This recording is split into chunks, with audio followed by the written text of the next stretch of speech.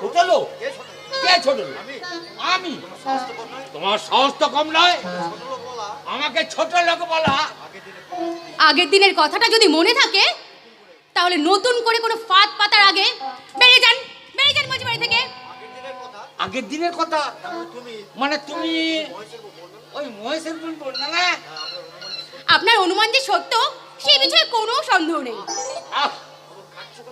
কাটছে বলে কথা বলছে, মেয়ে মানুষ একটু মিলিয়ে করে বলতে পারে না? হাজার হোক আমি তোমার সেই আগেকার পুরনো প্রেমিক গো। মিথ্যে কাকা। ওইরকম কথা বলো কেন? কাকা বলে আমাকে আসে এরকম মনটা ছোট করো না।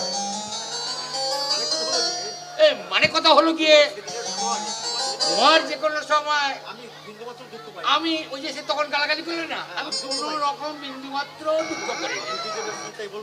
এটা আমার শ্বশুর বাড়ি, আপনি কি জন্য এসেছেন সেটা বলুন। এসেছিলাম তাগাদায়, কিন্তু তোমাকে দেখে না আমি সে কথা ভুলিয়ে গেছি। মিথ্যে কাকা। তুই ধরো ওই কথাটা আমার খুব খারাপ লাগছে। দেখুন, এখান থেকে যদি আপনি স্বেচ্ছায় না যান তাহলে কিন্তু আমি লোক ডাকতে বাধ্য হব। সে কি, এই কতদিন পরে তোমার সাথে আমি দেখা করতে এলাম, তোমাকে সঙ্গে একটু গল্প সল্প করবো, একটু এই গায়ে গা ঠেকিয়ে দিয়ে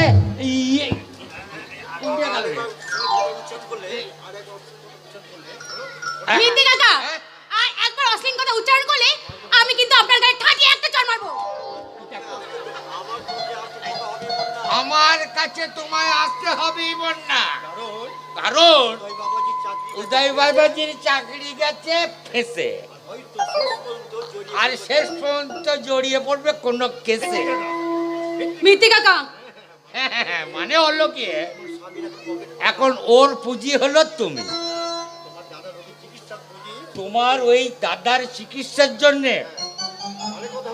মানে কথা হলো গিয়ে আমার কাছে অনেক টাকা ধার করেছে। তোমার রূপ, তোমার এই যৌবন। মিথ্যে কাকা।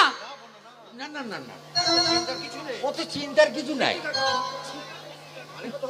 মানে কথা হলো গিয়ে তুমি একটিবার আমার সঙ্গে না একটুখানি এসে মধু মিশি করলে ভালো হতো না? মিথ্যে কাকা, এই অশ্লীল কথা বলতে আপনার লজ্জা করছে না?